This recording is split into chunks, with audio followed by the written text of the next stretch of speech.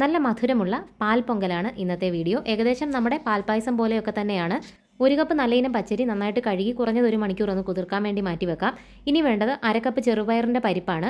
ചെറുപയർ പരിപ്പ് ആദ്യം നന്നായിട്ടൊന്ന് വറുത്തെടുക്കണം. ചെറിയ തീയിൽ നന്നായിട്ട് മൂത്ത് നല്ലൊരു മണം വരുന്നത് വരെ ഇതൊന്ന് വറുക്കാം. നിറമൊന്നും മാറണ്ട, അതും കഴുകി മാറ്റി വെക്കാം. മൺകലത്തിലാണ് പാൽപ്പൊങ്കൽ തയ്യാറാക്കുന്നത്. ആദ്യം 1.25 ലിറ്റർ പാൽ ഒഴിച്ചു കൊടുക്കാം. 2 കപ്പ് വെള്ളം കൂടി ഒഴിച്ചു കൊടുക്കാം.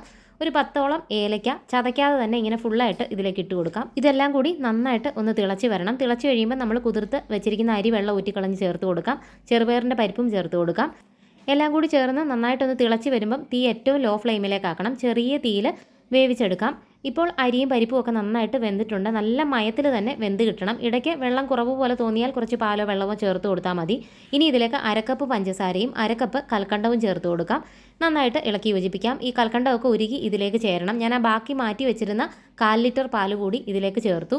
മൊത്തത്തിൽ 1.5 ലിറ്റർ പാലാണ് ഞാൻ ചേർത്തത്. ഇനി ഇതും നന്നായിട്ട് യോജിച്ച് തിളച്ച് കഴിയുമ്പോൾ ഇതിലേക്ക് 2 ടേബിൾ സ്പൂൺ നെയ്യ് കൂടി ചേർത്ത് കൊടുക്കാം.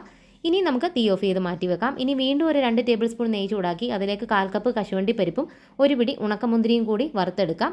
അത് നമ്മുടെ പൊങ്കലിലേക്ക് ഒഴിച്ചു കൊടുക്കാം. ഇത്ര മാത്രമേ ഉള്ളൂ. നല്ല ടേസ്റ്റി ആയിട്ടുള്ള പാൽ പൊങ്കൽ തയ്യാറായി.